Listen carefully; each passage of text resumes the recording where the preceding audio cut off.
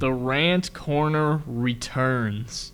I have finally watched season 4 of BoJack Horseman as per the request of one of my $5 a month patrons. And if you want to rant for some odd reason, you can join my Patreon, link in the description.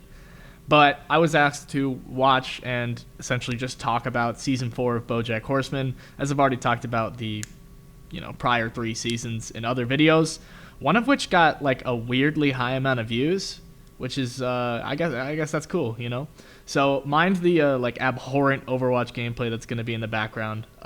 It's just the only gameplay I had lying around, so sorry if it's like offensive to your guys' eyes, but BoJack season 4 probably had the 2 best episodes in the series so far, for my, just in my opinion. Not trying to be cringe about it, but the Time Marches Forward, or Arrow of Time Marches Forward. I don't remember like the exact verbiage of the episode title.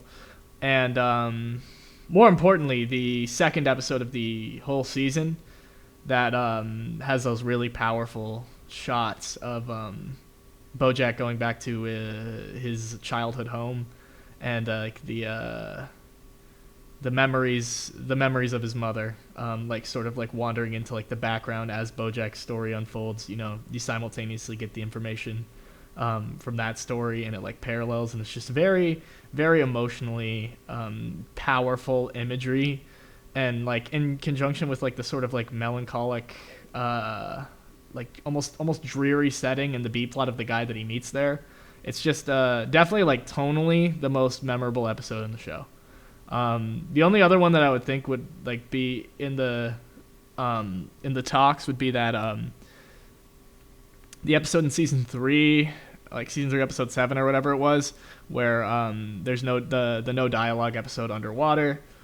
That's obviously like they put a lot more of aesthetic attention into that one because of the fact that there was their ability to just do like basic storytelling was greatly compromised by the fact that they were doing a no dialogue episode, so they focused more on like the aesthetic and the visual storytelling, and that was really good.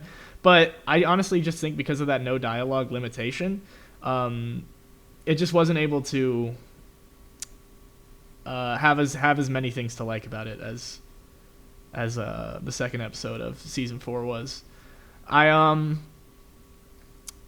I liked that. I liked the twist at the end as well, because I'm a very smart boy. I figured it out before it happened in terms of who Hollyhock's real parents were, and so I thought I was just so cool for that. But either way, this season, thematically speaking, and just in terms of the characters, it's the one with the least self-destruction, I guess you could say. It's the one where the bad things happen to people like they do in every season in this one, but usually it's their fault.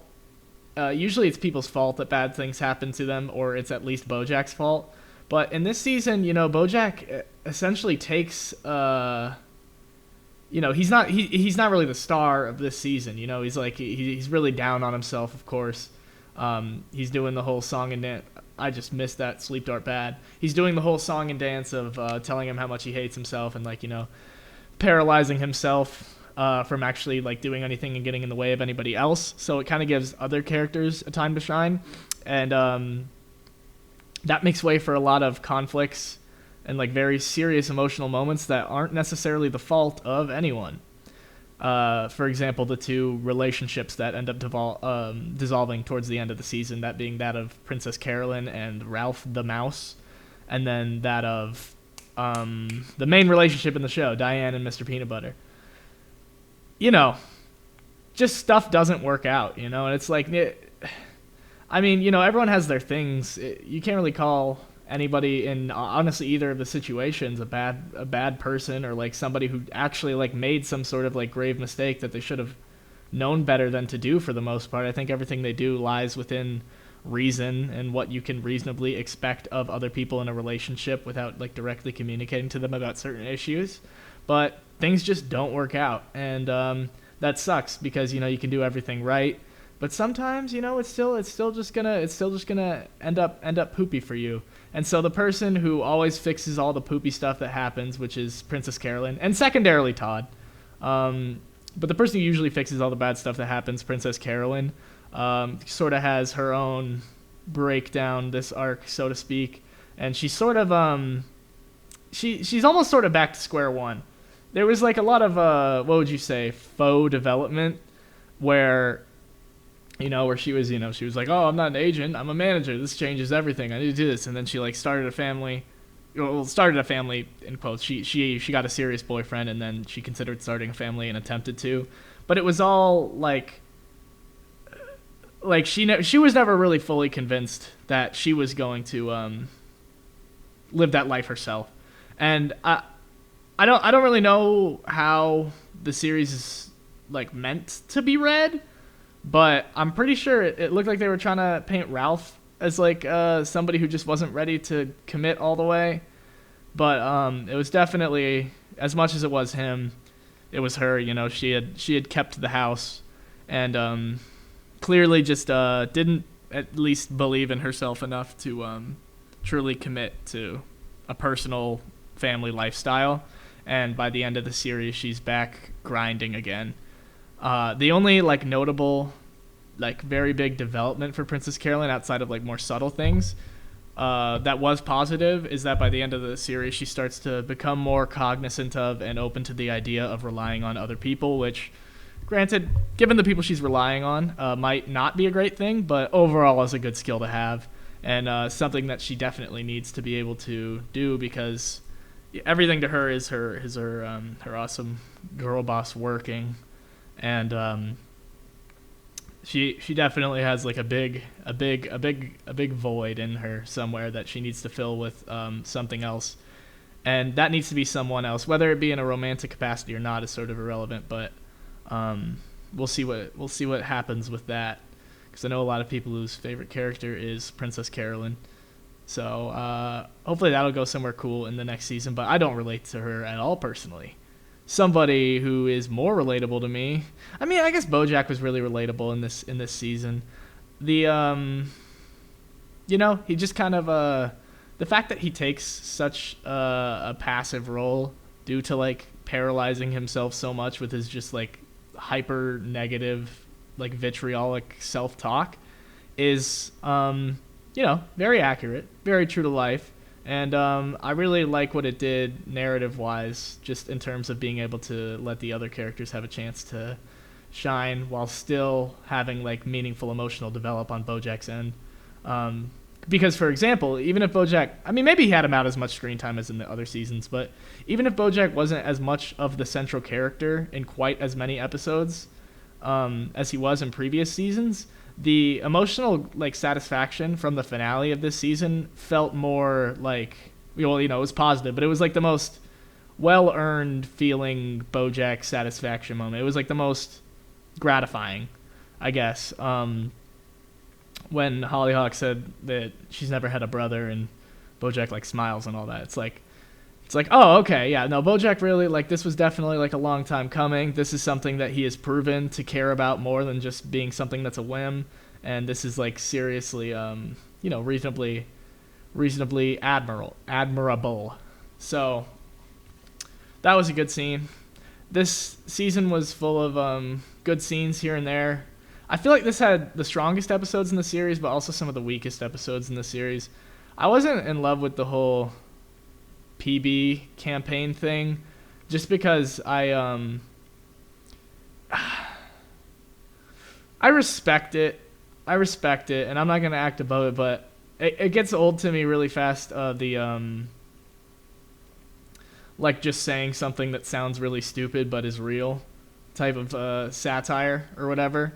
Where you're just like, oh, well, the constituents don't really care about anything normal, so we're just going to make an avocado. Like when they literally, like the avocado thing is fine, but then when they like literally say the sentence like out loud, super straightforwardly narrating the irony that's happening, it becomes a bit much for me. But that's sort of more of a minor nitpick, but just the whole content of the Mr. Peanut Butter episodes weren't as interesting to me, and I'm getting a little bit burnt out of Todd's antics, to be honest. He's still, I could never hate him, but I don't know. He's just I guess he doesn't work quite as well when he's not being balanced out by Bojack in terms of just sheer charisma. And a lot of why I liked Todd was because of his dynamic with Bojack, and like how Todd, being such an extraordinarily giving and optimistic person, highlights the extent of Bojack's like nihilism and general pessimism. But that was all good. That was all fine and dandy. This was a big season for women's issues, I would say, actually, now that I'm thinking about it. Because there was a big thing about pregnancy, as there was in the last season. There was obviously the whole episode about the gun violence, gun control, which was probably one of the better episodes within that Mr. Peanut Butter kind of saga. Where Mr. Peanut Butter and Diane start having like really kinky, emotional, like anger-driven sex, which apparently works out really well for them.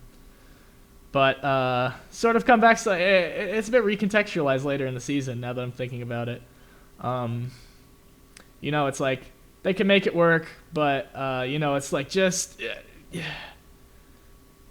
it's just, it takes a lot. It takes a lot. It feels like they can make like certain aspects of their relationship work, like they can be very like good and functional together, or they can be like really emotionally invested in each other, or they can be really honest with each other, but they can't be all three at the same time. Like they're always alternating between the two. Really Diane, because Mr. Peanut Butter is a very static person. You generally can tell what Mr. Peanut Butter is gonna do, because he's very, very predominantly one trait, and that is like optimism in conjunction with like charisma and stuff. So it's like, what Mr. Peanut Butter is gonna do, but Diane is like at least painted as like the more complex character of the two, I guess, for lack of a better term. She's the one who you sort of see it through the perspective of more so throughout most of the episodes, and so it's sort of about her relationship with Mr. Peanut Butter and the way she feels about it.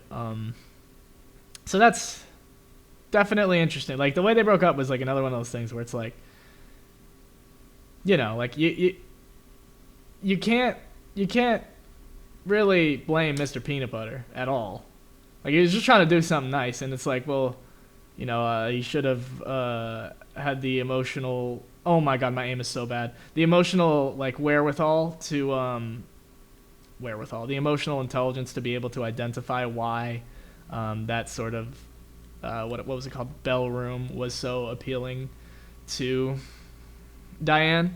And he sort of like missed that, and he like misconstrued it and accidentally did something that hurt her. But like this is not, and I know it was just the straw that broke the camel's back, but like this is not grounds for breaking up, or even really all that major of like a fight.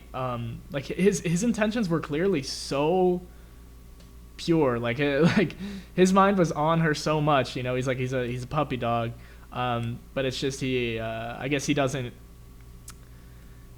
totally understand her, I guess would be the only thing that you could say. There's a sort of emptiness that comes from Mr. Peanut Butter not being able to fully understand Diane. And it's weird because she talks about how she wants like things to be her own, and she likes things in her own head. She likes to be alone from time to time, like oftentimes rather. But I guess a relationship like that, where she feels like she can understand very well him, but the opposite is not true. I guess I could see that feeling somewhat empty for sure. There was also implications of Mr. Peanut Butter not being ready to settle down, with like his like great discomfort at the idea of, at least the way he was wording, spending the rest of his life together with Diane in this house. But that's just existentially terrifying for anyone to come to terms with. And as we know, age and the circle of life was a pretty big theme of this season. You got birth, you got, I guess technically not death. Wait, am I forgetting? No, yeah. You got birth, you got people reaching the end of their life, I'll say. And you got people growing. You've got a really, like, the timeline goes as far into the future and as far into the past as it's ever gone. So that's cool. That's interesting. It goes back farther than ever, and it goes forward farther than ever with that cute little Princess Carolyn episode where she's in the future, or where her granddaughter's in the future, her posterity or whatever it's called. So that was really cool. The circle of the whole idea of aging and the arrow of time marching forward has always been a really big idea within the series, because general just apathy, somewhat induced by nihilism, and just a general like existential emptiness. There's sort of an emptiness that the show exudes in that respect, and this season was able to really highlight how it directly affects the narrative and how it directly affects the characters in the narrative and how they treat each other. For example, of course, why Bojack ended up the way he did by virtue of talking about why his mother ended up being the mother that she was. And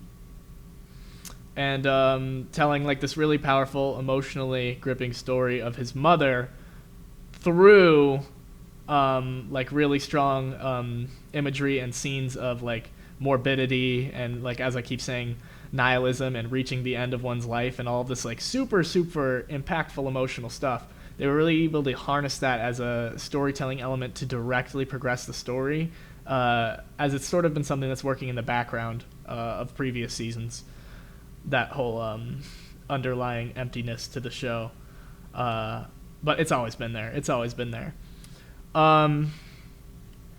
As I said, a lot of stuff regarding women's issues, especially because like the main characters of this season that aren't main characters of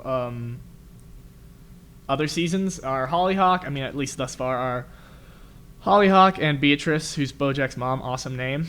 And, of course, they are both womans, and they both, one of them's looking for her mother and deals with, like, stuff.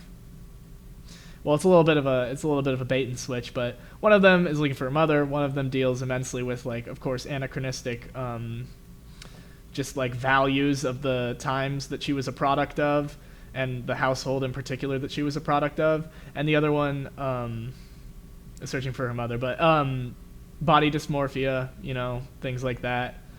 And it makes a lot of sense, and I think now that I'm thinking back to it, it's pretty clever, that whole body dysmorphia parallel from the beginning of the season.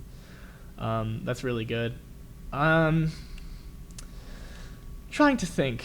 There was the B plot that most interested me, for sure, was the Princess Carolyn and Ralph the Mouse one, because Ralph is probably the most charismatic character in the show, I would say, in my opinion.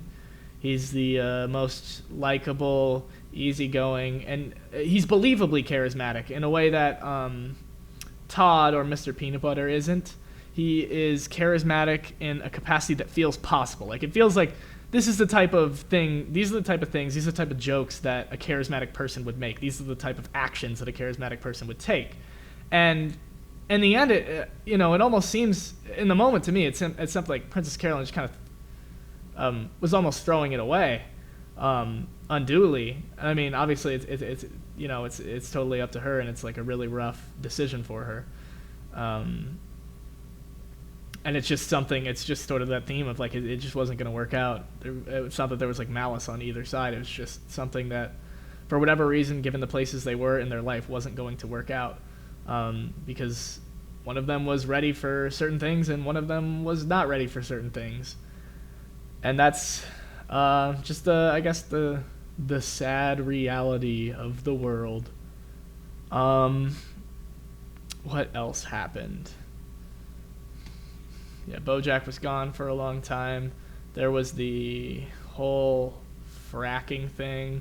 I'm trying to think of just like metaphorical. What would you call them? Metaphorical. That looks so badass. Okay, sorry. Metaphorical parallels in the show so far, or in this season in particular, with the whole fracking. Obviously, the fracking, now that I'm thinking about it, is most clearly a metaphor, and that entire little episode was most clearly a metaphor for shady foundation. Like the foundation, what these relationships are built on, coming from a place of incompletion, coming from a place of, you know how they say you gotta love yourself before you love other people or whatever. Even if you grow to love other people through meeting somebody, the foundation of your relationship that more or less sort of might have come from a more emotionally charged place may, persist and come back later to rear its ugly head and bite you in the butt. And people will watch it, and it'll be really good.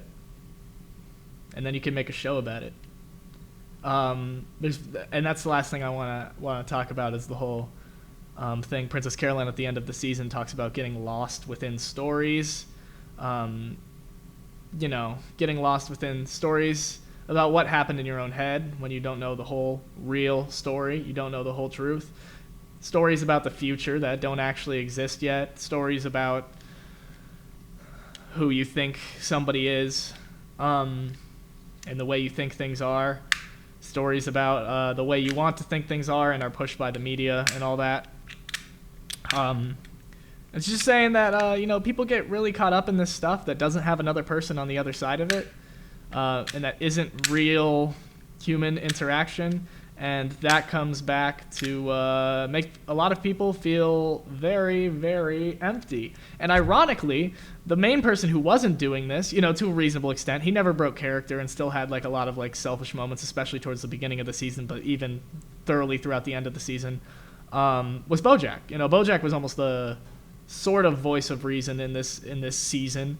Like, he that's just what he functioned as. I don't think he was actually being any more reasonable than anybody else, but the arc that he went through in this season in particular, his characterization aside, was one of him being increasingly outwardly focused as compared to usual and considerate. So that was an interesting thing. And he got rewarded for it, which is pretty cool. My aim is so bad. I swear, my aim's gotten better since then. This aim is so bad. I'm actually so ashamed that I have to. This is the only footage I have? Are you kidding me? Like, what? If I die here, oh my god, I missed my sleep on a Doomfist. This is just crazy. He punched me I haven't hit him! Okay, I hit him running with my back turned to a health pack. I guess that's all I could.